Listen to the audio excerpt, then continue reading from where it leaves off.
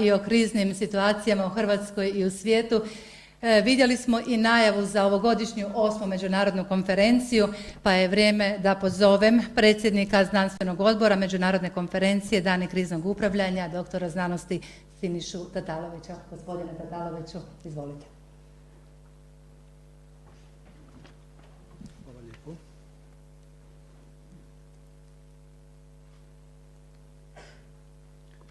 Poštovani izaslaniče predsjednice Republike Hrvatske, poštovani gospodine dekane, poštovani gradonačelniče, poštovane ekscelencije, cijenjeni gosti i sudionici konferencije Dani kriznog upravljanja. Želim prije svega izraziti veliko zadovoljstvo što imam čast pozdraviti vas u ime organizatora ovogodišnje konferencije Dani kriznog upravljanja Veleučilišta u Velikoj Gorici i osobno ime. Živimo u svijetu koji se sve brže mijenja i koji je neprestance izložen novim izazovima, prijetnjama i rizicima. Suvremeni sigurnosni izazovi od onih koje uzrokuju sve dinamičniji društveni razvoj do onih koji su rezultat prirodnih djelovanja u vidu katastrofa traže brze prilagodbe, metoda i dinamike kriznog upravljanja. To nije moguće postići bez sustavnog osposobljavanja i pripremanja svih koji su uključeni u upravljanje krizama. U tom cilju važno je analizirati iskustva u rješavanju prethodnih kriza u cilju stalnog unapređivanja sustava kriznog upravljanja. Kontinuirano povećanje stupnja pripravnosti na krizna stanja i pripremljenosti za katastrofe od izuzetne je važnosti za njihovu prevenciju, postupanje kada se dogode, kao i za saniranje njihovih posljedica. Krize, bez obzira koji su im uzroci, danas u globaliziranom svijetu ne poznaju granice. Zbog toga je u njihovoj prevenciji, suzbijanju i saniranju posljedica izuzetno važna međunarodna suradnja. Potpisivanjem bilateralnih i multilateralnih sporazuma, regionalnom suradnjom, ulaskom u NATO savez te Europsku uniju, Republika Hrvatska je stekla i stječe sve veće mogućnosti za učinkovite odgovore na različite sigurnosne izazove i krize. Jedan od važnih preduvjeta učinkovitog kriznog upravljanja je i osposobljavanje kvalitetnog stručnog osoblja, odnosno obrazovanje stručnjaka za upravljanje u kriznim uvjetima, potrebne razine stručnosti za prilagodbu mogućim djelovanjima u ovom vremenu, ali i za potrebe koje možemo očekivati u budućnosti. Upravljanje krizama traži složene operacije i koordinaciju raznih tijela i pojedinaca na raznim razinama, od lokalne do međunarodne, sigurnu i brzu komunikaciju i raznovrsna stručna znanja. U tome je ljudski faktor često od presudne važnosti za uspješno svladavanje kriznih stanja i saniranje posljedica. To traži stalnu edukaciju kadrova, prije svega onih koji izravno utječu na poboljšanje operativnih i institucionalnih kapaciteta za reagiranje na krizna stanja te na aktivnosti u tijeku kriznih uvjeta i neposredno nakon njih. U tom kontekstu važna su i stalna istraživanja i razmjena iskustava, u čemu je velika važnost i ove već tradicionalne konferencije.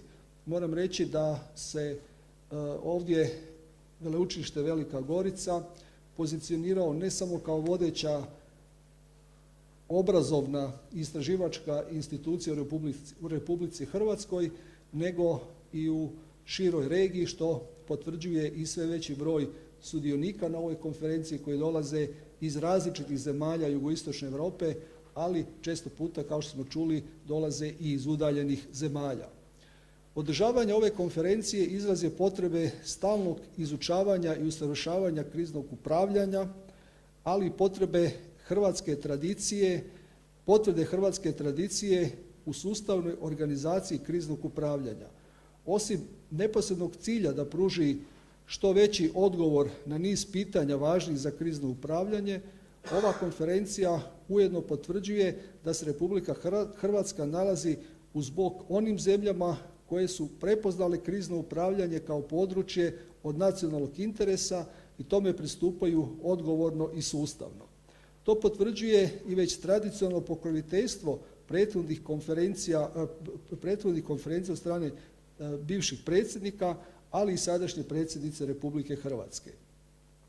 Na ovoj 8. po redu međunarodnoj konferenciji Dani kriznog upravljanja u organizaciji Veleučilišta u Velikoj Gorici, a koja se, kao što sam rekao, i ove godine održava pod pokroviteljstvom predsjednice Republike Hrvatske Kolinde Grabar-Kitarović, koju ovim putem zahvaljujem i molim vas da prenesete našu zahvalnost.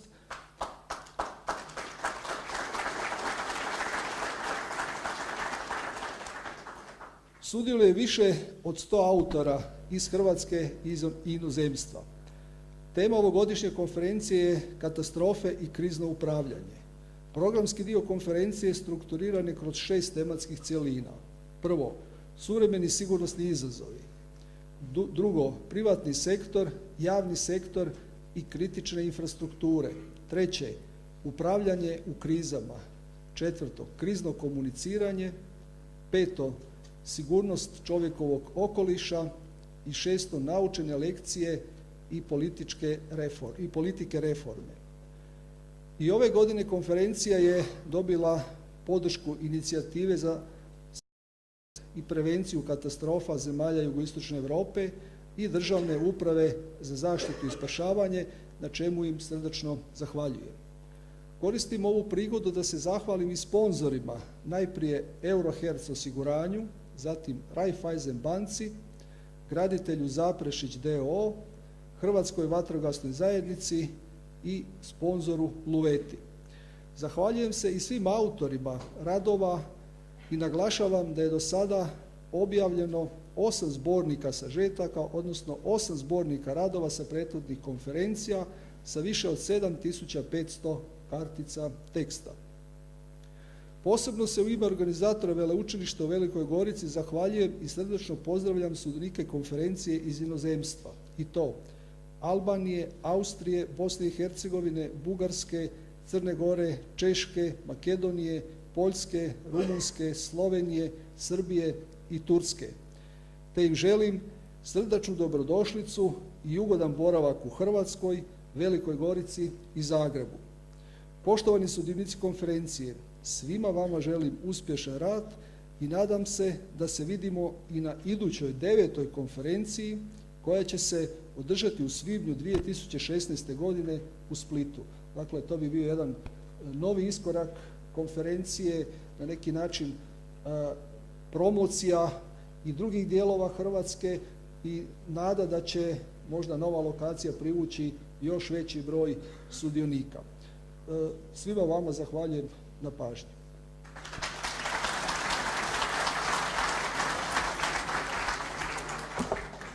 A ja zahvaljujem profesoru Tataloviću. A sada lijepo molim gospodina Jadrana Perinića, ravnatelja Državne uprave za zaštitu i spašavanje, da mi se pridruži ovdje na pozornici. Radi se o ustanovi s kojom Veleučilište Velika Gorica izvrsno surađuje već dugi niz godina na raznim projektima. Gospodine Periniću, izvolite. Zahvaljujem. Evo, vi ste skoro sve rekli, pa skoro da ne bi trebalo ništa, no međutim evo ipak nekoliko riječi. Dakle, poštovani organizatori, poštovani uzvanici, predavači, ja vas evo imam doista čast i zadovoljstvo pozdraviti svoje osobno ime, ali i u ime Državne uprave za zaštitu i spašavanje. Naravno, evo i sam sudjelujem na neki način od druge konferencije, pa se osjećam i dijelom ovoga, ali i zbog ovog posla kojega ovdje danas obavljam i radim. Doista smatram da je ovo jedan izuzetan napor koji je napravljen, izuzetna kvaliteta koja je donesena u Republiku Hrvatsku i s kojom se zapravo generira apsolutno znanstvena stručna zajednica na ovom našem zajedničkom poslu, nas koji jesmo svjesni svih rizika i katastrofa s kojima se eventualno možemo susresti.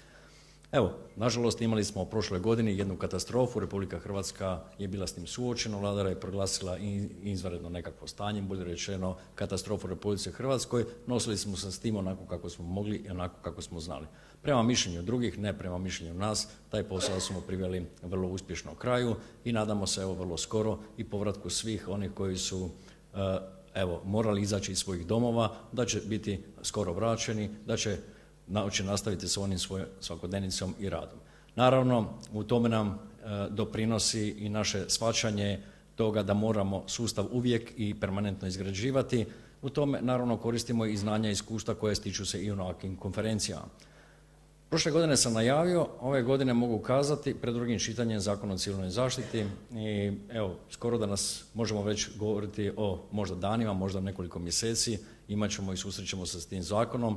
Nadamo se da smo uvažili svo mišljenje pozitivno, sve znanosti i struke, dakle, koja je mogla dati svoj doprinos u svemu tome, da ugradimo to jedan kvalitetan tekst, da pojednostavimo sustav i da ga učinimo efikasnijim, a sve zbog toga kako bismo mogli odgovoriti svim mogućim budućim izazovima koji pred nama stoje. Još evo, koristit ću priliku, naravno da ne stojimo samo na normativi, radimo i na brojnim projektima, spomenut ću samo jedan. Recipe koji je, evo, projekt koji je sada vrlo aktualan, u kojeg smo krenuli sa našim kolegama iz Švedske, Srbije, ali isto tako i iz Hrvatske, dakle Državna uprava za zaštitu i spašavanje kao lider, ali evo, po prvi puta uključujemo i znanstvenu stručnu zajednicu, Veleučilište Velika Gorica je partner u tome projektu, u tom konzorciju i nadamo se da ćemo, jer tema jest zaštita i razvoj zaštite kritične infrastrukture, napraviti i tu značajne iskorake, jer to je isto tako jako važan posao koji staje još uvijek pred nama. Dakle, kritične infrastrukture kako u Republici Hrvatskoj, tako i europske kritične infrastrukture. Još jednom, hvala vama na naporima koji činite da organizirate ovakve konferencije, hvala svima vama koji tome doprinosite da one svake godine budu sve bolje i sve brojnije i evo, želim svim sudionicima da poluče uspjeha na ovim konferencijama i svekolike benefite svakako kako i privatno, a tako i poslovno. Hvala lijepo.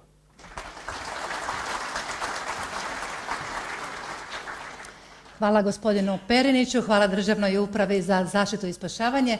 A naše veleučilište nosi ime po gradu u kojem je utemeljeno, u kojemu živi i u kojemu radi. A grad Velika Gorica sve ove godine čvrsto stoji uz svoje veleučilište. Stoga pozivam gradonačelnika Velike Gorice, gospodina Dražena Barišića. Izvolite. Hvala lijepa.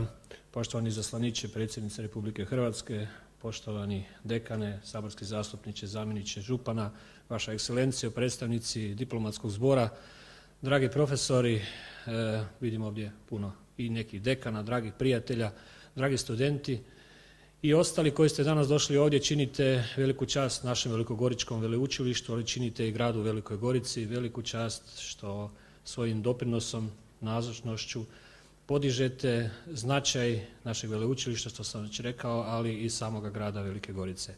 Nije Velika Gorica tako mali grad, jedan je od 6 najvećih gradova u Republici Hrvatskoj, ali postaje prepoznati po nečemu što do prije 10 godina nije imao, to je visoko obrazovanje. Veleučilište Velika Gorica dalo je jednu novu dimenziju jednoga mladoga, relativno mladoga grada, ali jednu dimenziju koja daje snagu, moć, koja daje budućnost, koja daje prosperitet, koja daje u krajnjem slučaju, kao što sam i rekao, dakle i prepoznatljivost ne samo u Republici Hrvatskoj, nego i u svijetu.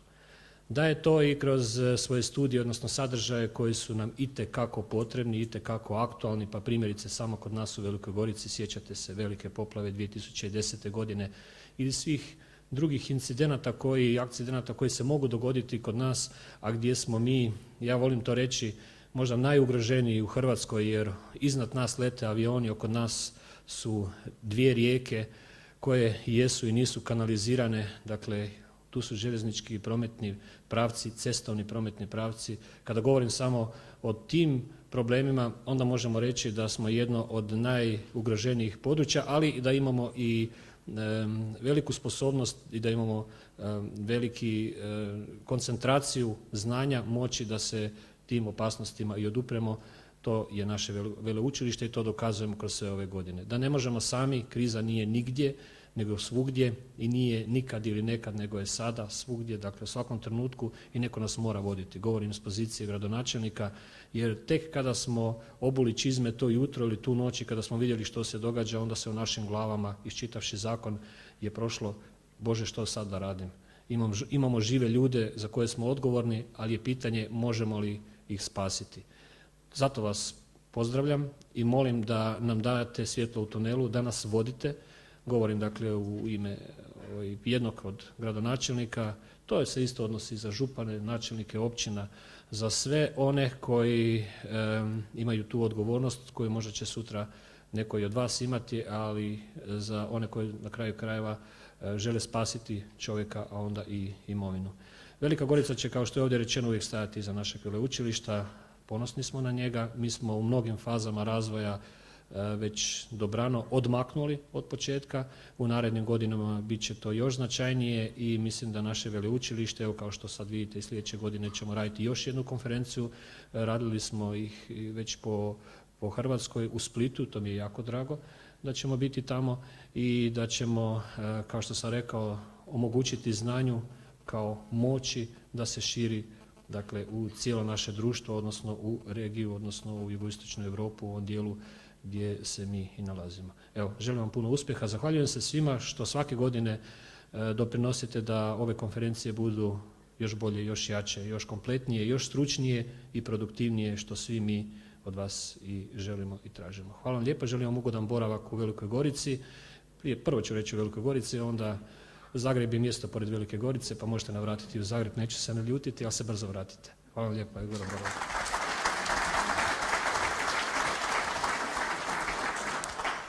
Hvala gradonačelniku, hvala Velikoj Gorici. Sada je došlo ono centralno vrijeme, vrijeme da otvorimo ovu 8. međunarodnu konferenciju, pa ja pozivam izaslanika predsjednice Republike, gospodina Gorana Grošnića, koji inače radi u Kabinetu za obranu i nacionalnu sigurnost. Gospodine Grošinić, izvolite.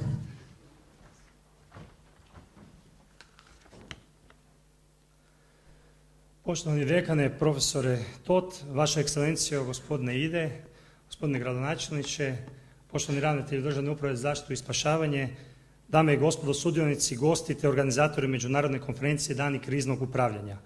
Pozdravljam vas u ime predsjednice Republike Hrvatske i pokroviteljice ove konferencije, gospođe Kolinde Grabar-Kitarović. Krizno upravljanje je nedvojbeno vrlo zahtjevan, složen, mukotrpan i odgovoran posao u čijim temeljima leži šira potreba i kontinuirani interes društva za sigurnošću. Investiranje u sigurnost za učinak ima, osim naravno stvaranja sigurnijeg okružja, i jednu od ključnih pretpostavki za stabilan gospodarski rast. Kako u predviđanju i praćenju, tako i u reagiranju na krizu, važno je na adekvatan način angažirati sve subjekte jednog društva, građane i lokalne zajednice, privatni sektor, civilno društvo, akademsku zajednicu, a svakako državna tijela i nadležne službe. Njihovo zajedništvo, odnosno sinergija napora u odnosu na krizu može biti presudna za uspjeh. Država treba i dalje stvarati adekvatan okvir za uključivanje i sudjelovanje, međusobno usklađivanje, transparentnost odnosa te razmjenu potrebnih informacija među svim uključenim čimbenicima. Za prepoznavanje izvora kriza, ali i za izgradnju i združivanje svih raspoloživih sposobnosti uvijek je korisno poslušati i razumjeti mišljenja, poglede i brige građana i lokalnih zajednica. No uloga akademske zajednice, među ostalim i kroz skupove poput ove konferencije, više je nego neophodna u čitavom procesu, posebice u prepoznavanju strateških čimbenika kriza i artikuliranju ciljeva koje je potrebno ostvariti u svrhu izbjegavanja kriza, odnosno radi uspješnog kriznog upravljanja.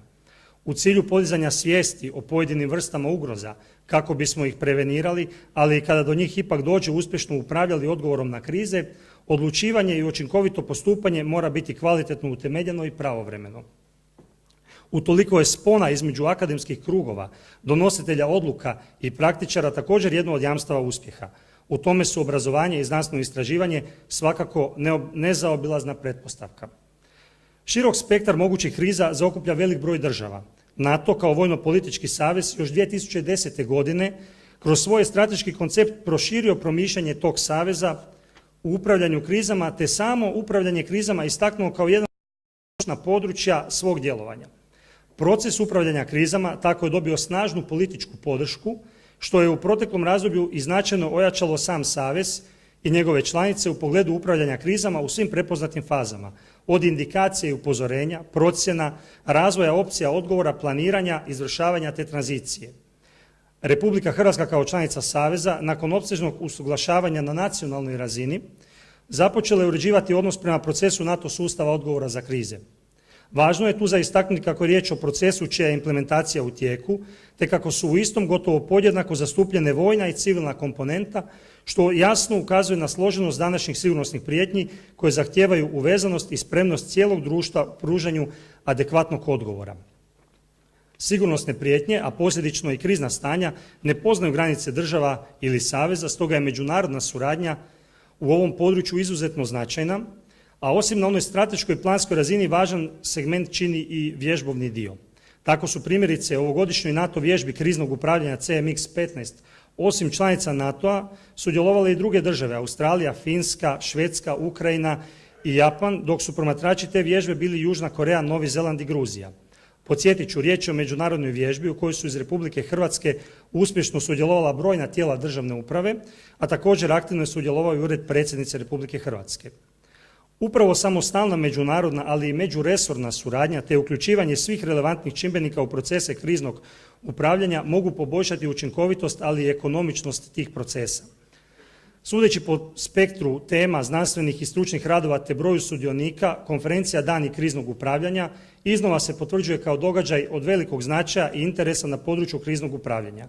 Stoga želim na kraju u ime predsjednice Republike Hrvatske, gospođe Kolinde Grabar-Kitarović, uputiti čestitku organizatorima i svim sudionicima ove međunarodne znanstveno-stručne konferencije uz uvjerenje kako će stručne rasprave pridonijeti unapređenju zakonodavnog okvira i prakse kriznog upravljanja. Želim vam puno uspjeha u radu. Hvala lijepa.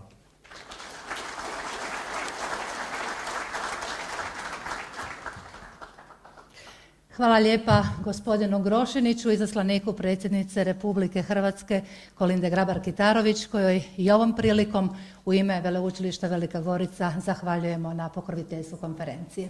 A sada ćemo krenuti na naša pozvana predavanja, imamo ih 3. Prvo je predavanje japanskog veleposlanika u Republici Hrvatskoj, njegove ekscelencije Keiji Ide. Naziv, odnosno tema prezentacije je 4 godine nakon velikog potresa u istočnom Japanu, lekcije i buduća perspektiva. Your Excellence, would you be so kind and start your lecture?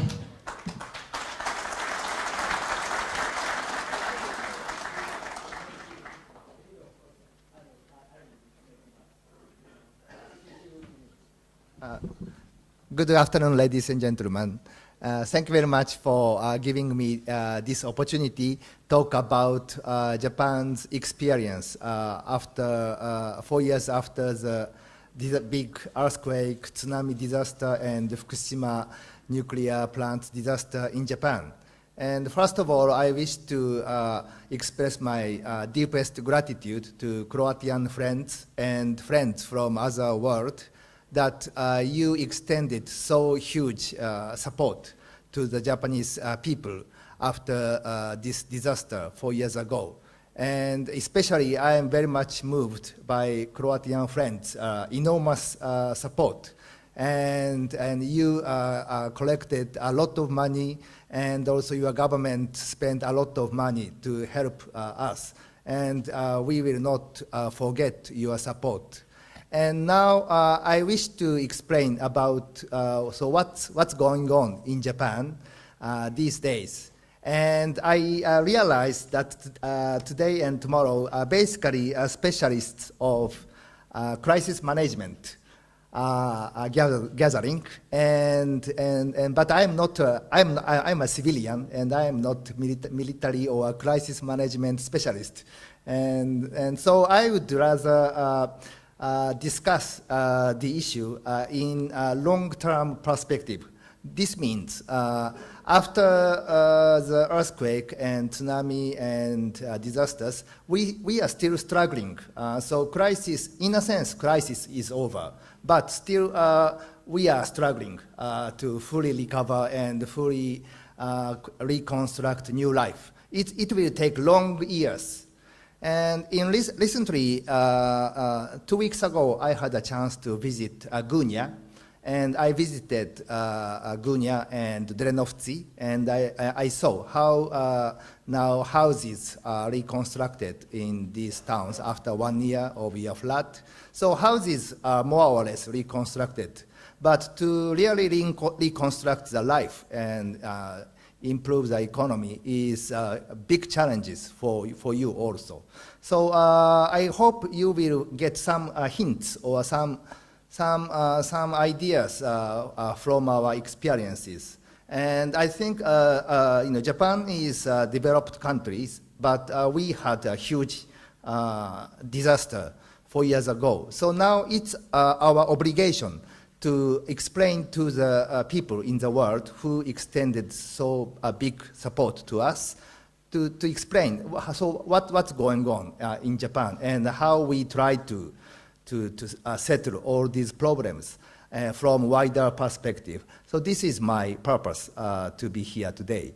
And I wish to show you a video which was made by the Japanese government agency. We established a new agency, Reconstruction Agency, and they made video, and it's in English version, and it would be about 14 minutes. So first I wish to show this video.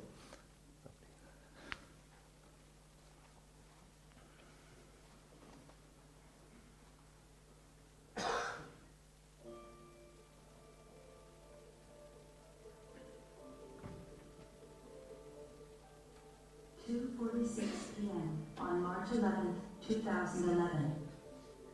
An unprecedented magnitude 9.0 earthquake struck Japan. It generated a giant tsunami that caused catastrophic damage, particularly in coastal towns from Tohoku to the Kanto region.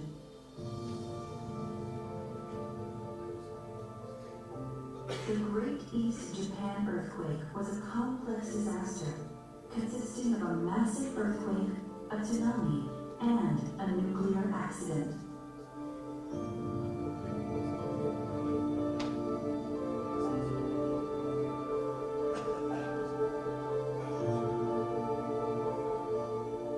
Many precious lives were lost, and scores of people who lost their homes and livelihoods were forced to live as evacuees.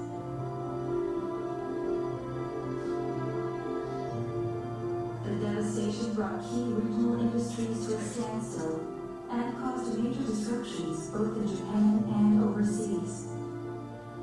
With support from home and abroad, the Reconstruction Agency has been working for the region's quickest possible recovery and reconstruction. We are pursuing 5 initiatives to promote a robust recovery. They are rebuilding homes and communities, revitalizing the economy so people can live stable lives, caring for the psychological and physical health of long-term evacuees, realizing Fukushima's reconstruction and revitalization, and we're taking advantage of reconstruction to create a new Tohoku that will be a leading model for Japan and for the world. Let's take a closer look at each initiative. Construction is proceeding at a rapid pitch in affected areas to provide homes for evacuees. Nearly 22,000 public housing units are planned for the disaster-affected areas. Land has been secured for 85% of the public housing units, and 60% have already been built. This family moved into one such home in December 2014. Their child was born in the year of the disaster. 街が元通りになって、もう前の活気があふれる街のような状態の中で育てていきたいなと思います。 From the home scenery to the design, residents' views have been taken into account throughout the planning stage. In creating new communities, facilities such as gathering places and courtyards are being incorporated to encourage exchanges among residents. 朝晩の挨拶とか、あとはね、ちょっとなんかやりたいって言ったらみんなでわっと集まれるように、そういう感じにしたいですね。In a survey of businesses in 4 prefectures, more than 40% said sales have recovered to pre-disaster levels or are even higher. Fisheries and seafood processing, key industries in the region, were devastated by the tsunami and have yet to fully recover. Landing piers at 95% of affected ports are now functioning. Thanks to robust support, fisheries output has recovered to 70% of pre-disaster levels in Iwate and Miyagi prefectures. 皆さんに美味しいのをね、食べていただければですね、復旧復興もね、もう少し加速してまいります。The Reconstruction Agency provides opportunities for small and mid-sized businesses in disaster-affected areas to consult with major companies about their challenges, such as product development and sales rights. More than 80 companies from affected areas and more than 260 major corporations have participated in the events. 協定宛てのリンクがあります。販路の共有できる。自分たちが持ってないノウハウで共同して商品開発ができる。で、今は農業の方も一緒に出ていらっしゃいます。農業と水産業をコラボする。いろいろ方法があるにしても、とにかく即に転換、あるいは話しする機会があるっていう機会をしたと思いますから。The number of evacuees has fallen from more than 470,000 right after the disaster to 230,000 now. Many elderly people are staying in temporary housing, and the length of their stays is getting longer. It's vital to provide medical, nursing, and psychological care, and to watch over evacuees to prevent them from becoming isolated. More than 600 specialists financed by the central government are working in the region.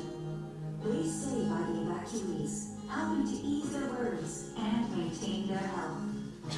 Consulting staff quickly respond to issues concerning the evacuees' health, welfare, and daily lives. They watch over each and every individual, offering health and living support. 私たちのように今サポートセンターのようなものが本当に一番身近にいてお話を聞いて市役所なり人につなぐっていう役割は絶対必要なんじゃないかな。In addition to providing assistance, reconstruction support staff are helping to rebuild communities and revitalize Tohoku through activities rooted in the region. 地域のこれまでの歴史文化を大切しながら、でもそれにいて古くさいわけじゃなくて、新しいものを取り入れていくような、そんな風通しのいい地域というか、すごく新しいものがそこでどんどん生まれていくような、そんな地域だなと感じています。Efforts are continuing in Fukushima to deal with the earthquake and tsunami, and also the Fukushima Daiichi nuclear power plant accident. The government is taking every effort through measures to contain the damage from the nuclear accident, to support evacuees and eliminate harmful rumors, and to ensure safety. Containing the nuclear accident is the top priority for Fukushima.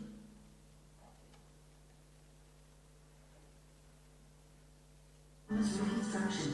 The Japanese government is gathering wisdom from home and abroad to cope with issues to decommission the nuclear reactors and decontamination, and is striving for Fukushima's revitalization.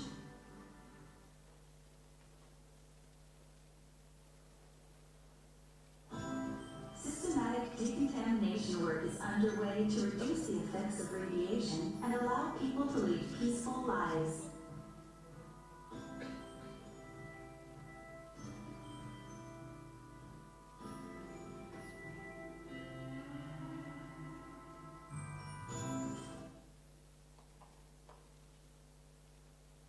Fukushima Prefecture has responded to persistent and harmful rumors by testing all 10 million bags of rice produced for radioactive substances using the strictest standards in the world. It's the first testing of its kind anywhere. At special events such as marché or markets held in various locations, sales of food from disaster-affected areas are supporting regional industries.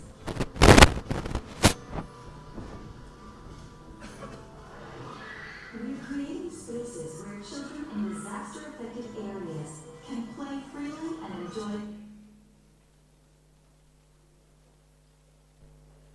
themselves.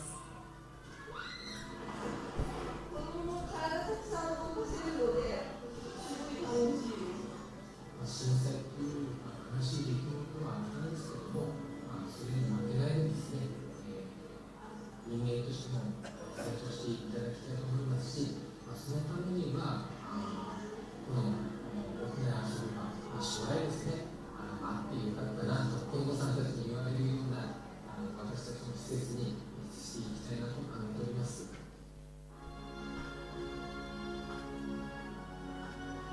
foundation for daily life is necessary for evacuees who want to return home early. Starting with roads and railways, we're restoring and developing public infrastructure to facilitate the flow of goods and people. And we're working to restart services necessary for returnees' daily lives. In Naha Town, a temporary shopping area with restaurants and the local supermarket have reopened. We're also encouraging the arrival of new businesses and employers. They're expected to become a driving force in Fukushima's recovery. Efforts are underway to develop a future vision for 12 municipalities, including evacuation areas. Rather than looking at individual communities, participants are taking a broad perspective to create the vision. With the 2020 Tokyo Olympics as the initial goal, the plans will look 30 to 40 years into the future and will become a model for local revitalization. Fukushima's Futaba district was hit by the unprecedented nuclear disaster. The Futaba Children's Future Assembly was held to pursue a new vision for rebuilding education. Children and adults explored ways of creating ideal schools and education to nurture individuals who can contribute to the region's revitalization and to the world. The significant result is the Futaba Mirai Gakuen School, opening in April 2015. The goal of reconstruction is not merely to restore things to their original state. Instead, we see reconstruction as an opportunity to resolve challenges facing Japan and to make Japan a leading model for the world. We call this the creation of a new Tohoku. 温泉を活用したバイナリー発電というのを取り組み、その売電をしたことによる技術を使って新たな自分をこの土に当てしたいというのが一番の目的だったんですね。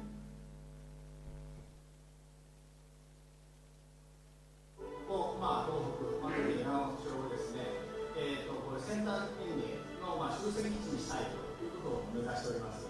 私たち東北の農業を海洋の恵みを守りながら元気づけます。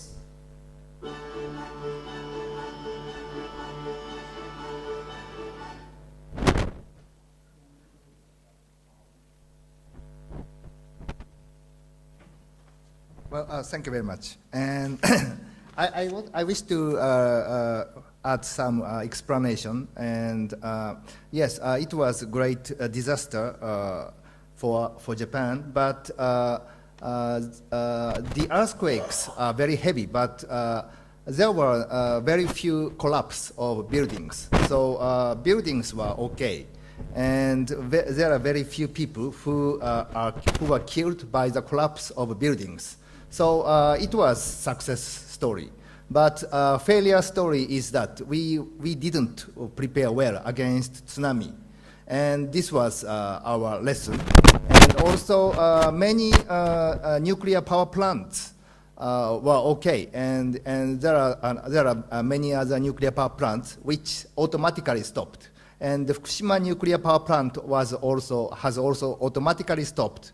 But because of the tsunami, they lost the electricity and they could not cool this nuclear reactor. And so we will improve this problem. So this tragedy gave us a huge psychological impact on Japanese. And before, maybe Japanese were more optimistic people. But many people are really depressed. But still, we encourage ourselves, and we appreciate your encouragement to move forward. And we will change, and we will improve our system so that even if we may have next earthquake and next tsunami, we will not suffer so much like 4 years ago. And now I wish to show several slides how Japan and Croatia cooperate in the field of disaster. And next, please. So I always I'm happy that Japanese and Croats are helping each other. And 4 years ago, many Croats organized voluntary events. And one of them is, I could show. They are veterans from Split. And Christian Petritz is the leader of Veteran Association in Split. And they organized big charity concert in Split.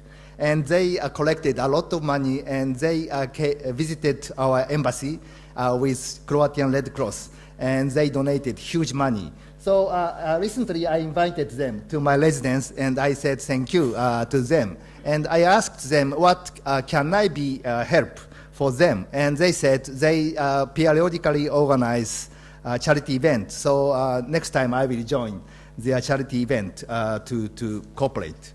And also recently I organized in my residence, it was last weekend, charity concert, and the mayor of Gunja municipality, Mr. Hrvoje Lucic, came. And we collected not big amount of money, but we donated to the Croatian Red Cross, and Robert Markt is not here today, but we have good cooperation with him, and we decided to help Red Cross activity to make research on the psychological problem of the people who suffered by the flood one year ago. And because I believe that psychological problem is really big problem. And I know that European Union and European Fund gave a lot of money to reconstruct the infrastructure. So I thought maybe Japan may be of any small help to help Croatian people. So we discussed and we decided to give our donation to the psychological issue. Next, please. And this is, we have a very good academic cooperation on landslide issue. And last March in Kostanjek, Zagreb, we established this observatory point. And I'm here, and Zagreb Mayor Mr. Bandic is here, and the professors from Zagreb University and other agencies are here. And they monitor how lands are moving in Kostanjek region. And so Japanese government donated this equipment to Zagreb city. Next, please. And in fact, it was just 2 days ago. And if you see yesterday's Novi List, there is an article about this.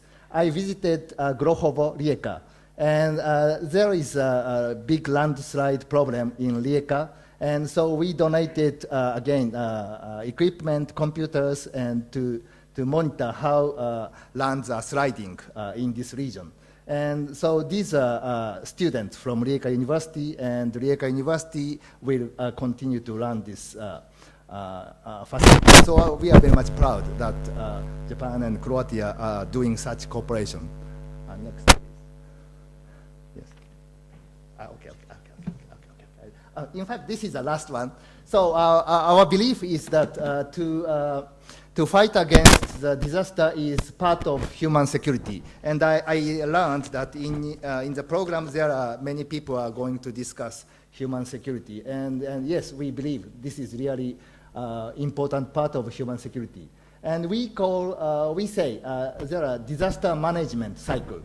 And so emergency measures to take emergency measures, and then reconstruction and restoration, and then protection against disaster, and also prepare for disaster, including education to the people and children, etc. And he is an old Japanese writer in 12th and 13th century. And we had always earthquakes. And he suffered a big earthquakes at that time, and he wrote a famous essay. It's called Hojoki, and all Japanese students should read this essay. And he lamented, after big earthquakes, people died, and even samurai warriors cry when they lost their small children. So he wrote all these disasters. But he also said that we should prepare for the next disaster. And this is our job. And so this is a motto and lesson which Japanese people always bear in mind. So we will not basically throw away our nuclear power plant, although there are, of course, a lot of controversies here. But we are trying to continue to use our nuclear power plants with more cautions. So we stopped basically all nuclear power plants, and so we are now heavily dependent on coal and gas and others, but we are trying to restart our nuclear power plants. And so, that's all, and thank you very much for your attention.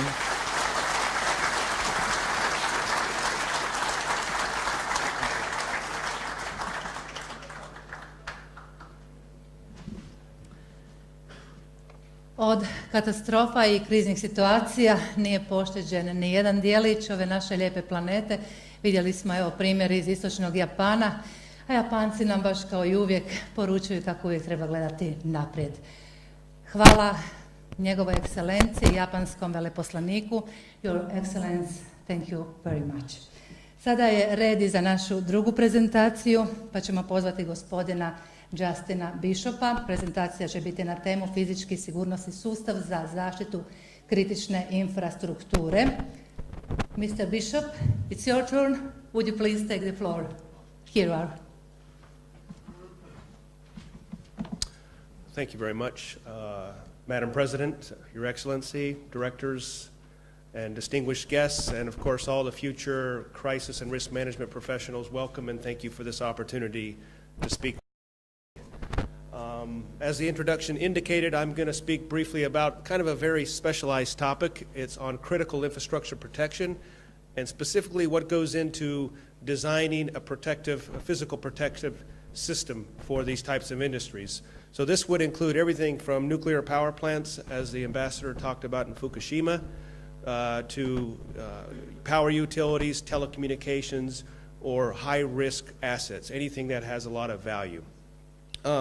A little bit about my background is I served for 8 years in the U.S. Army, which is where I gleaned most of my experience and expertise. I served for 3 years in Bosnia-Herzegovina with the implementation force after the Dayton Peace Accords, and there I was responsible for multinational Division North facility security and infrastructure, as well as logistics security for our forces in the Balkans at that time. After the military, I went to work for a Fortune 500 security company, where I did the same thing but for the private sector. So we again focused on critical infrastructure in the Middle East, North Africa, and places where there was a lot of risk to these targets.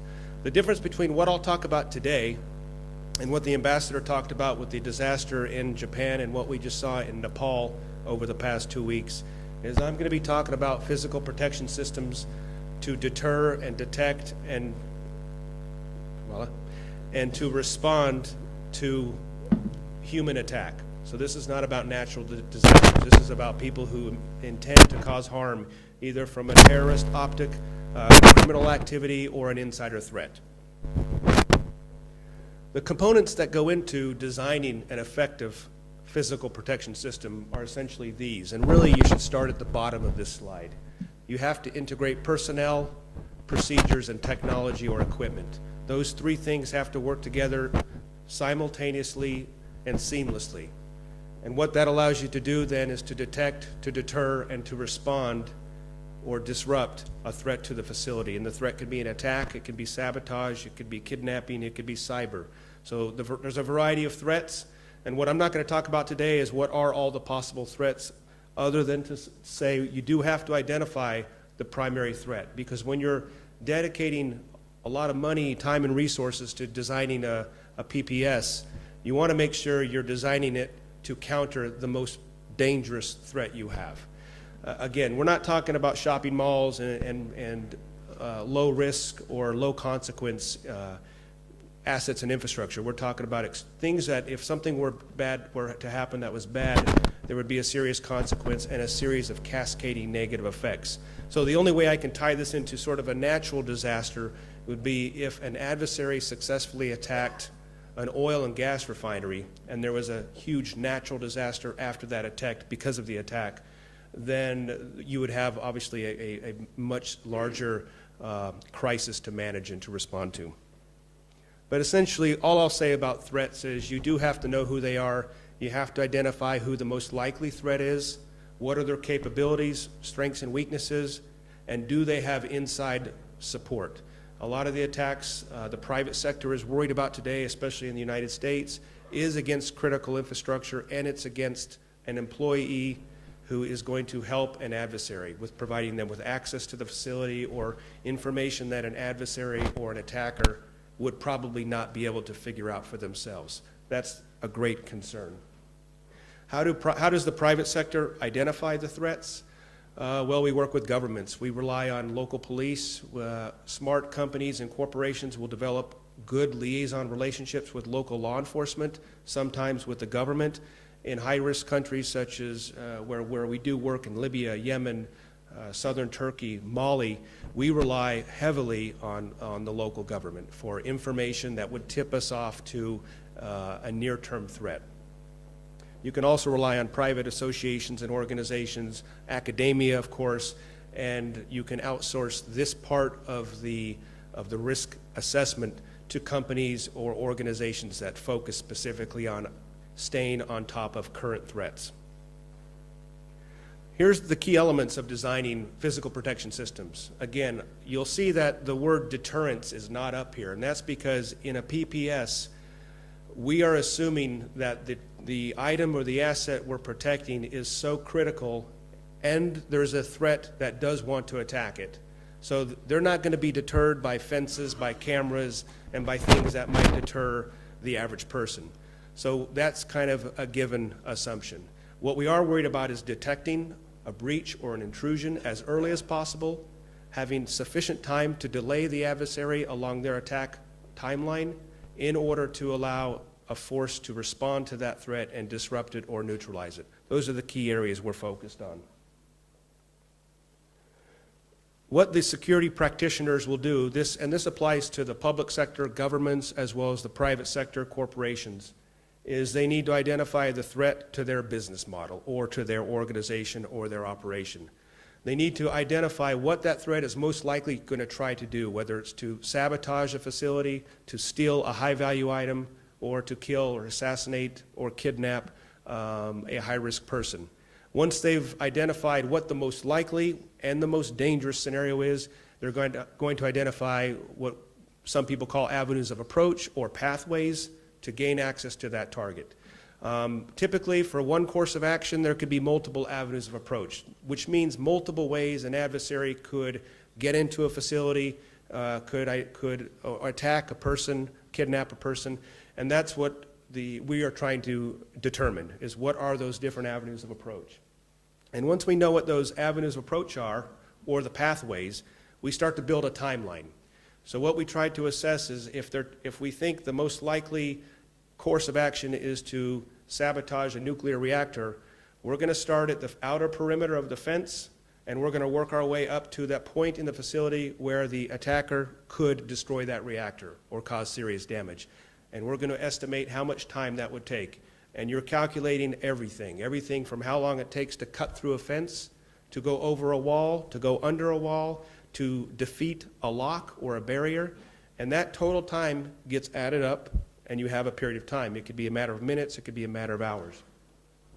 And then you're going to look at this from the good guy perspective, which is how much time do we need to protect that facility. And it's very simple.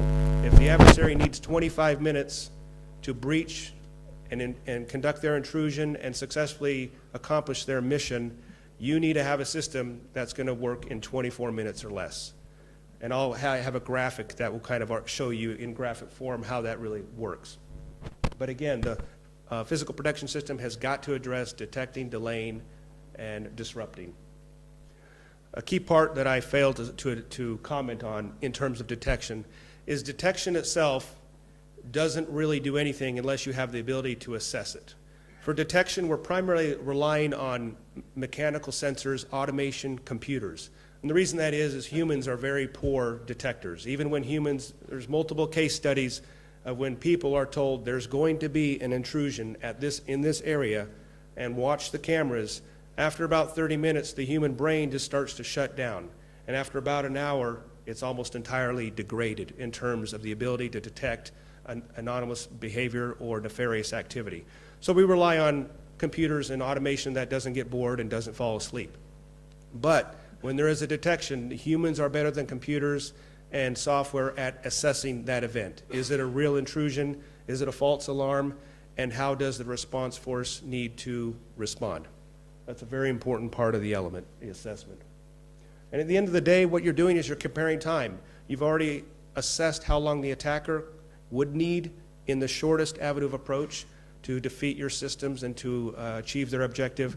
And if your system can detect, delay, and respond quicker than they can, then you win. It's as simple as that. This here is a very simplistic way of looking at it. The target obviously is in the center. The enemy or the adversary or the threat in this example has 5 different ways they can approach the target. And each target takes a fixed period of time that you have determined is required. Obviously, you're going to go with the shortest period of time because that's the most dangerous. This means, in this scenario, 9 minutes is all you have to assess a detection or what we call a triggering event, and to deploy a response force that's capable of addressing that specific threat.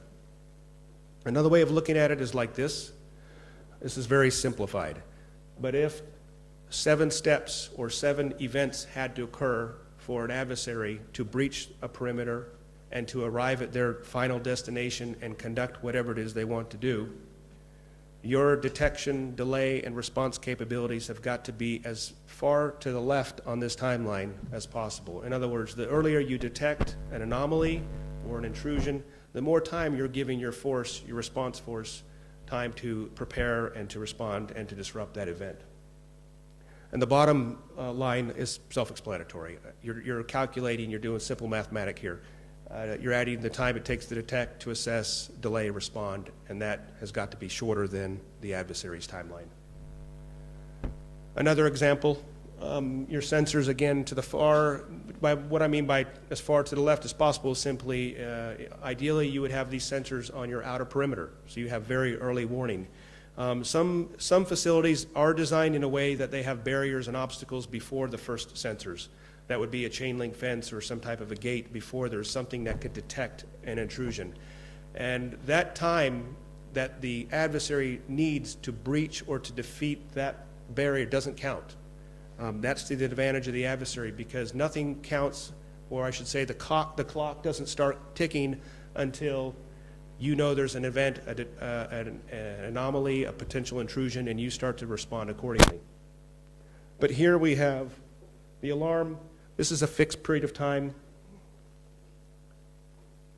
Typically in the yellow area, that's going to be all the time together that you need to detect and to assess and to delay the adversary's progression against their timeline.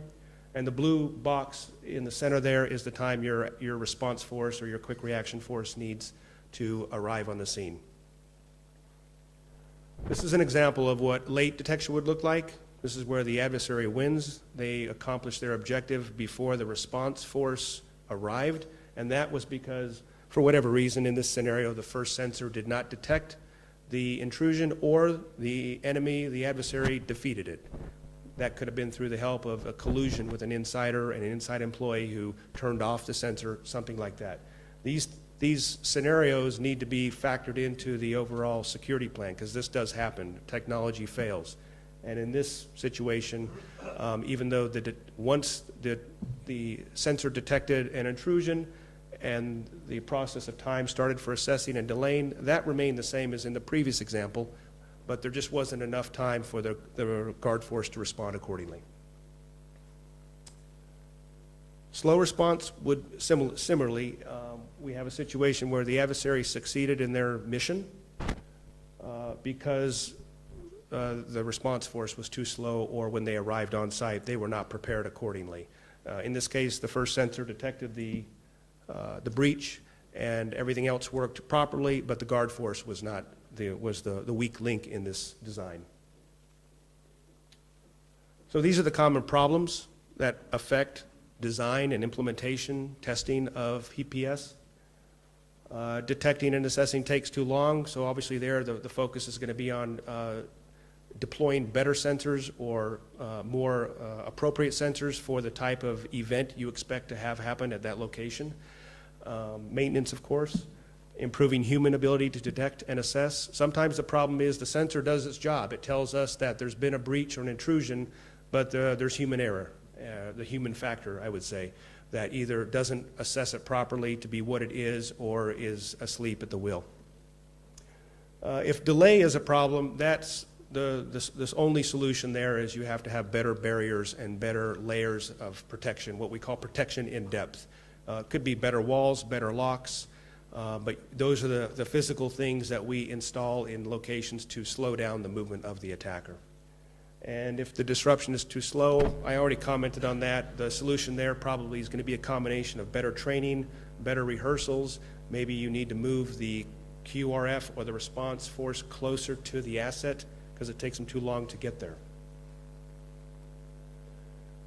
This, I think, is the final slide. This is how, these are three major options for how you test and evaluate PPS. Starting at the bottom here, this is most common for extremely high-risk facilities like nuclear power facilities. This is where there is no room for error. There can be no loss of the asset or the consequences are just too high. And so here we rely on computers and simulations to model the physical protection system that's been designed to actually tell us if the PPS timeline is sufficient to defeat an adversary against a variety of courses of action. What's more commonly used are the tabletop exercises, and these are because these are cheaper, I should say. It doesn't require pulling a lot of people out of the field or off their job line. You get the key decision makers in a room, and usually there's a preset script or scenario that they're going to go by, and you're testing their ability to answer with the appropriate responses to given situations, making sure they follow standard operating procedures or the protocols that are in place at the organization. They're a little artificial in the sense that it doesn't put people on the spot. They do have some time to think through their responses, and you have the kind of the group think potential going on where you might adjust your answer, your response according to what's going on in the room. But they are very good, and they're very easy to organize and to have. The best option is the field training exercise. But this tends to be more time-intensive and resource-intensive.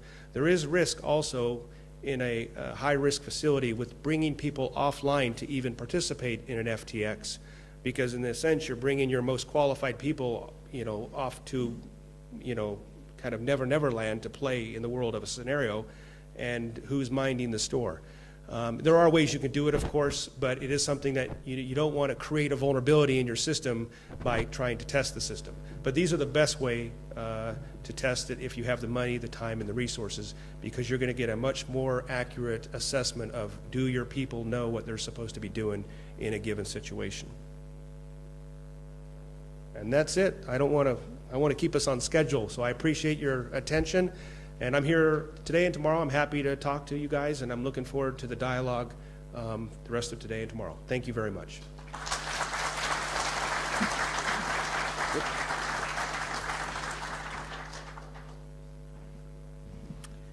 Zahvaljujemo gospodinu Justinu Bishopu koji nam dolazi iz Minnesota, iz Sjedinjenih Američkih Država.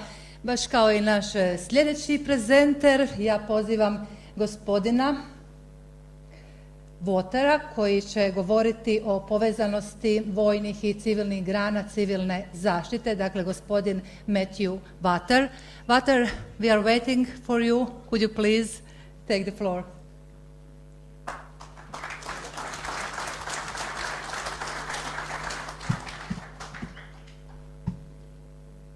Dobar dan. First of all, I'd like to recognize our distinguished leaders that are in the audience. Thank you very much for the opportunity, and to some of our special friends that we've developed over the years. Dean Toth, thank you very much. Mr. Trenko, meeting you yesterday was wonderful, and we appreciate the time that you've taken and look forward to hosting us for the rest of the week. who's not here today, Mr. Stranjak, who's become a close personal friend of mine. We share an affinity for fishing and hunting, so struck up a wonderful relationship early. And then special thanks to Director Pernich and Mr. Mikats for the wonderful relationship that you've allowed us to develop with the country of Croatia. It's been a wonderful adventure. As I said, my name is Colonel Matthew Votter. I am the Director of Strategic Plans and Policy for the Minnesota Army National Guard. I'm joined today by my colleague, Lieutenant Colonel Gary Munfrom, who you will meet in a few minutes as he helps me in presenting some of our material. Minnesota has enjoyed a relationship with Croatia, and we will celebrate 20 years of that relationship next year. So we have been a partner of yours from a military perspective for a great many years and have grown to know a number of your citizens and call them friends on a regular basis.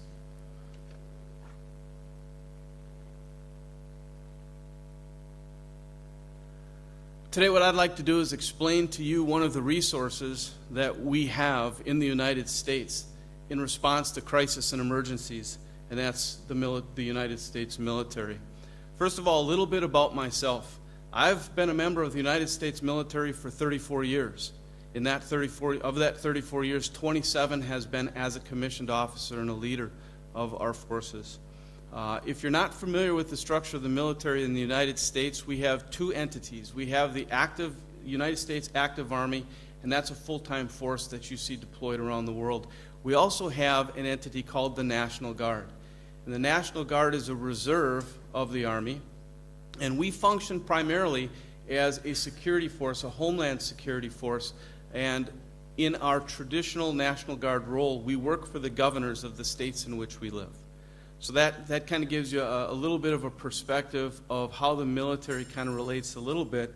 And what I'll do today is talk about how we as military professionals and the soldiers that we lead and command prepare ourselves for the very important role as support resources for emergency management, all hazards crisis management within our states and territories in the United States.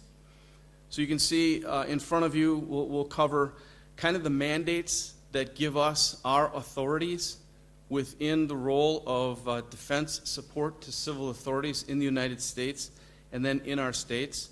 I'll talk a little bit about how we prepare military leaders for the unique roles that we perform in that domestic response role.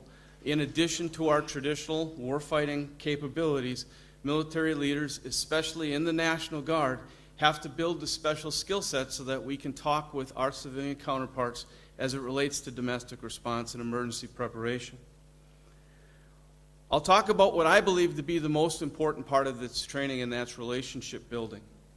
And then I will turn it over to Lieutenant Colonel Munfrom, and he will walk through how we refine those relationships, how we build a common language, and how we plan and prepare through exercises and event planning. Oops. So the authorities that we use that govern us and give us the ability as a military to do things in domestic operations and support within the homeland are listed in front of you. This is not the comprehensive list. Like with everything in the United States, there's about 56,000 pages of reading that you have to understand in order to be able to do your jobs. But this gives you a general idea of some of the laws, some of the policies, and some of the directives that give us an authorization to provide military resources in support of domestic emergencies, domestic disasters. In the state of Minnesota, we have another specific set of guidelines that are issued by our governor and our state legislature that outline how the Minnesota National Guard, both Army and Air components of it, act in concert with civil authority in response to domestic emergencies, natural disasters, man-made disasters, and such from an all hazards perspective. So the full gamut from tornadoes and earthquakes and floods all the way to man-made types of disasters and or terrorist attacks, such as Justin just described.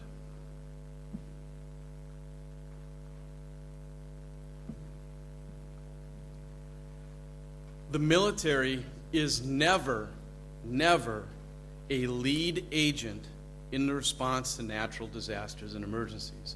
And we understand that. We are a resource.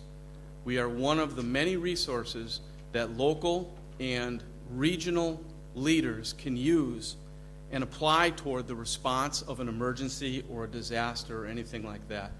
We are just another tool in the toolbox, if you will, to help protect and recover in the event of a catastrophic event.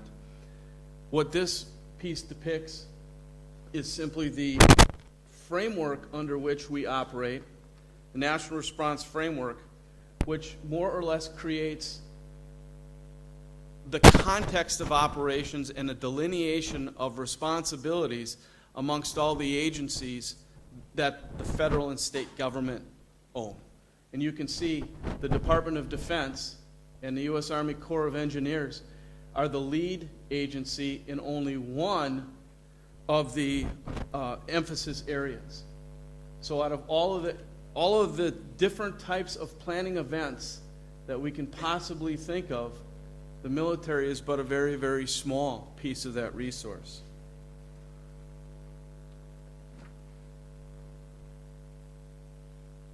So what is the military's role? We have two, as I discussed. We have a federal role and then we have the state role. On the federal side of the house, you can see that we are a primary federal agency for Emergency Support Function 3, as discussed earlier. We do have special capabilities that we can apply. Our chemical, biological, radiological, and nuclear, or CBRNE as we call it, elements provide a unique and specialized skill set that can be used at either the state or the national level. In the Minnesota National Guard, we do have CBRNE-capable units that the governor can apply in the event of a disaster of that nature. The federal forces have provided response and relief to natural disasters. If you remember Hurricane Katrina, we had response to that. We also provided some response to the Japanese people. We have provided response to emergencies and disasters globally. The United States does enjoy a very large capacity to project resources across the globe. And one that we take great pride in being able to provide our fellow citizens of the planet with resources and help, especially in the form of natural disasters and emergencies. In the state of Minnesota, we also have special capacity units that can work with weapons of mass destruction. We support nuclear power plant incidents. We maintain quick reaction forces throughout the regions of our state who partner with local governors or local governments, leaders in the police force, in the fire departments, and building relationships and walking through possible response scenarios and the types of resources that they might need to meet various types of disasters. In Minnesota, we primarily worry about flooding. We have spring flooding. We have seasonal floods due to rain, similar to what you experienced last year here in Croatia. In the summertime, we have wildfire responses, especially in the spring before we have the greening of the foliage, and then in the fall, late summer and early fall, as we start to realize drier temperatures. And in Minnesota, we typically, if you've ever visited, you know that our winter times are typically very, very cold and very, very snowy. Well, in a very, very snowy winter, we can usually expect significant spring floods. So we plan to worry about floods when we have a lot of snow. Last winter, we didn't have very much snow, so we plan and worry for a higher incidence of wildfires. So we either worry about floods or we worry about fires. So it's always something to worry about. We prepare on a fairly regular basis for a variety of different emergencies. It's not just natural disasters, but we also plan and prepare for critical infrastructure attacks, as Justin just discussed. We have capabilities within our military units to provide support to local law enforcement agencies, to fire agencies, and to emergency responders.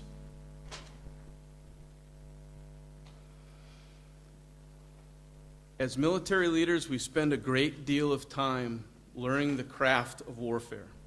That's where we spend a majority of our time, and it's a fairly specialized skill set.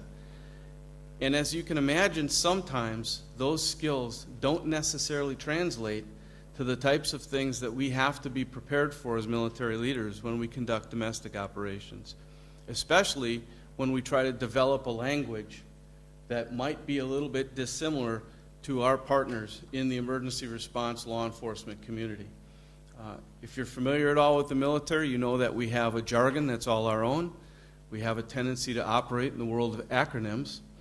And we have a thought process that many call unique to the military. We have a regimented, rigid way of doing business. We typically operate on long, well-defined timelines. My job as a strategic planner is to look out, in many instances, 20 years, and then work backwards and develop tasks to accomplish our long-term 20-year objectives. My friends in the civilian community, Mr. Larkin, you'll meet tomorrow, operate on timelines that are significantly smaller than that. And sometimes that creates a great deal of angst between the military leadership and the civilian leadership when it comes to trying to determine how it is that we can apply resources over a period of time. So we have to learn that new language. We participate in the same types of training that our civilian counterparts do. The Federal Emergency Management Agency, or FEMA, hosts a great deal of training for the emergency response, emergency management community in the United States. And military leaders who are responsible for domestic operations, especially at the state level, are required to attend the same types of training activities that our civilian counterparts do. And in many instances, we achieve the same types of certifications that they enjoy and that they're required to achieve. Tomorrow you'll learn from Dr. Kevin Gertis from the University of Minnesota about some degree programs, certificate programs that are offered for mid-grade and senior grade leaders in emergency management and public safety. We as military leaders have those available to us as well to help to create that relationship and that synergy between those entities and agencies. The military itself provides a significant amount of training for leaders in their role for defense support to civil authorities. I have completed training in joint domestic operations. We have a course called JDOC, which is offered from a national level agency to military leaders in the field of domestic operations. We also, in the military, are able to establish a joint task force that organizes military resources that are in support of domestic operations. And that requires a special skill set as well, and that's accompanied by a joint task force commander's course. And all of these are focused, these types of courses are focused at leadership levels, senior leadership, colonels, brigadier generals, major generals, within a military structure that are responsible for managing and organizing these activities, mostly within the states, territories, and regions within the United States. As I mentioned, the most important part of our role as military leaders is to foster and establish relationships with our civilian counterparts and our civilian partners within our states, within our cities, and with our local municipalities. It's very important and it's critical that the first time that you meet a fire chief or a police chief or the director of public safety or the director of the health department or the folks that are in charge of conducting these types of activities, you don't want to meet them for the first time when an emergency occurs. If you are shaking hands with your counterpart in the field after a tornado has devastated a community, it's too late. So it's important for us to build these relationships, to understand who is responsible for what. And from our perspective in the military, to create an understanding with our civilian partners about what it is that we can provide and when they should really be calling us, and more importantly, when they shouldn't. In rural Minnesota, it's very, very easy for the police chief of a small community to pick up the commander at an armory and say, hey, Captain so-and-so, can you provide me 5 guys in a truck? And because we're good Minnesotans and we want to help out our local community, sometimes that captain will say, okay, here's 5 guys in a truck. Well, let me tell you that a military truck is pretty darn expensive. And if you ask for a military helicopter, Black Hawk costs $4,000 an hour to operate. So if you're a small village and you have an operating budget that's quite limited, you can see how the request for one Black Hawk helicopter might consume your entire annual budget. So it is important for us to educate, and it's important for us to communicate. And the vehicle that we use to do that is deliberate planning and exercise. And what I'd like to do is turn the talk over to Lieutenant Colonel Gary Munfram, who's my deputy in the strategic plans and policy section. And Gary is primarily responsible for doing all of our exercise planning and management. So Gary, if you'd please.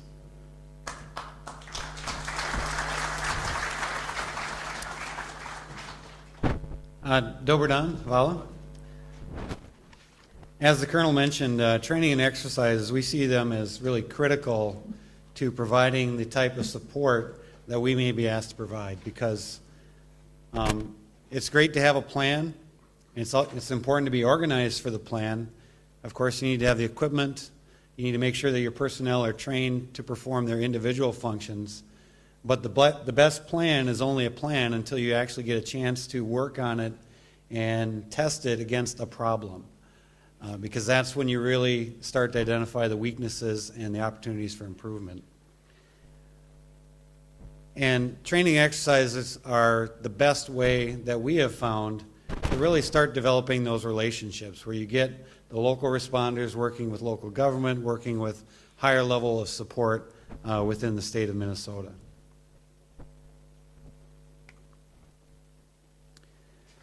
I won't spend a lot of time on this because I know that the audience is fairly familiar with exercises and training. We've been quite impressed by the work that you've been doing here in Croatia. We're very much looking forward to next week's Mura full-scale exercise.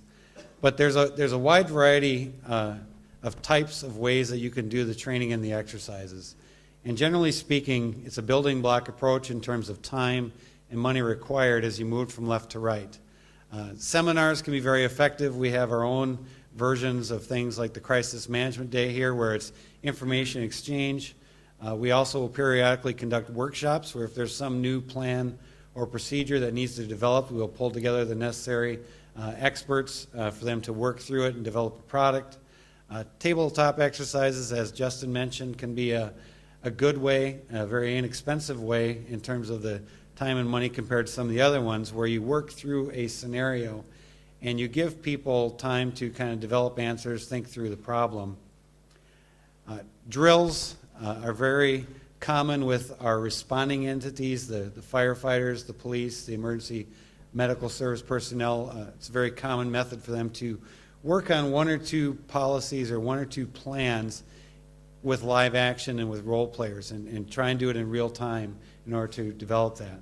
Moving on to a functional exercise, another term that you may have heard is a command post exercise. And that can be a very good way to do staff training where you're working on kind of the decision makers, not necessarily the local responders, because in our case, our local responders have demonstrated time and again that they are very competent, very capable to do that initial response. What we don't as often train on, and what can be more difficult, is that next level up. The decision makers, where they need to look at, okay, so we've got something that exceeds the capabilities of local responders.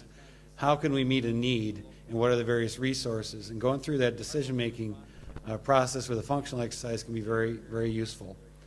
And then the thing that we do least often, but can have a time and a place, are the full-scale exercises, where you have both elements. You have not only the local responders working, but you also have that higher level of decision-making staff actions being tested.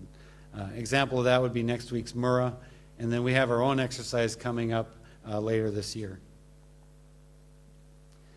We try our best to take an all-hazards approach when we're selecting the types of things that we train on. And as mentioned, there's natural hazards, there's technological, accidental hazards, then there's the man-made. And what we have focused on in Minnesota is two types of threats and hazards. One would be those with the high consequences, where it may not be very likely, but if it should happen, there would be a very high consequence in terms of loss of life, loss of property. And we tend to focus on those chemical, biological, radiological, nuclear. We also spend quite a bit of time on those that are highest probability. So in the case of our state, severe weather, tornadoes, straight line winds, flooding, those have a high probability of occurring. And given the fact that you have a fair amount of turnover in every organization, it's important that you spend some time on a periodic basis to work on those things. Just a few examples of some of the things that we've done, and I suspect that you have many examples of this right here in Croatia. For some of the high consequence events, we have a weapons of mass destruction civil support team, and they are a supporting resource for the firefighters and some of the other special teams that exist at the local level and at the state level. And they will get together about once every month or so, and they will work together on some kind of a drill. They'll pick some type of a hazard they want to respond to. They'll come together, and the real benefit is just forming those relationships. In our state, there's a great deal of concern right now at all levels, not only at the local but at the higher level, for railroad train accidents. Maybe you've heard of it, but we have somewhat of an oil boom taking place in Minnesota where they have new methods of extracting oil from shale formations and other formations where it wasn't feasible before. In our neighboring state, North Dakota, is one of the areas where this has really taken off. And it's taken off very quickly to the point where we can't keep up with pipeline construction. So a lot of this oil is moving on rail, and some of it via tanker trucks as well. But in our state alone, there's approximately 7 oil tanker trucks every day carrying an average of 110 tanker cars of oil, each with 30,000 gallons, trafficking through our state every day. And if you do the math, even if rail transport is 99+% effective, it's just really a matter of time before you're going to have some kind of an incident. So we've invested a fair amount of time, not only at the local level, but more recently we've hosted and facilitated a tabletop exercise looking at this problem. Identifying what are the resources that exist within the private sector with the railroad companies, what exists at the local level, and then how could the state resources, to include the National Guard, assist. And more recently, within the last couple of years, it's been great for us to start developing exercises and participating and partnering with Croatia, the Ministry of Defense, National Protection Rescue Directorate.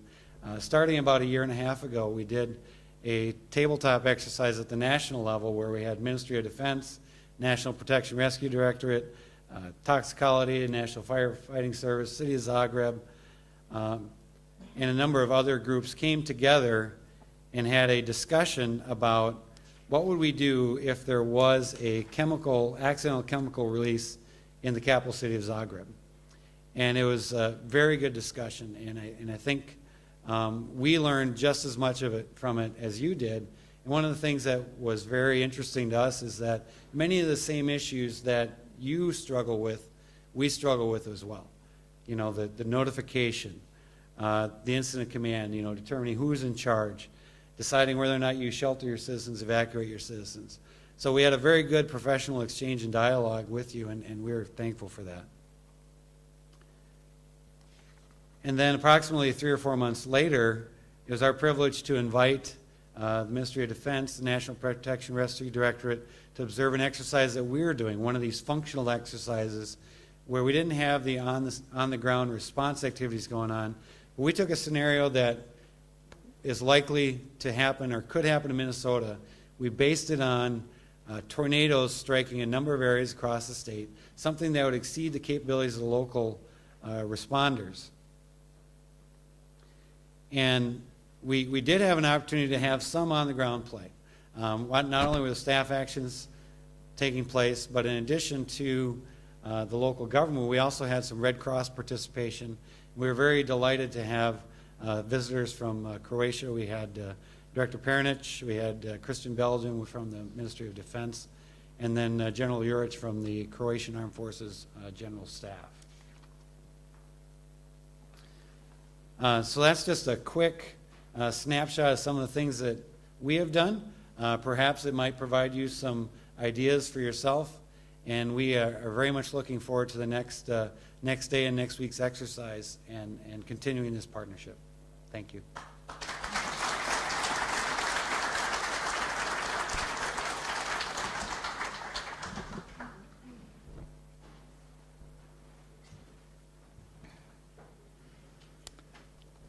Thank you, Mr. Mundfrom, Mr. Water, Mr. Bishop.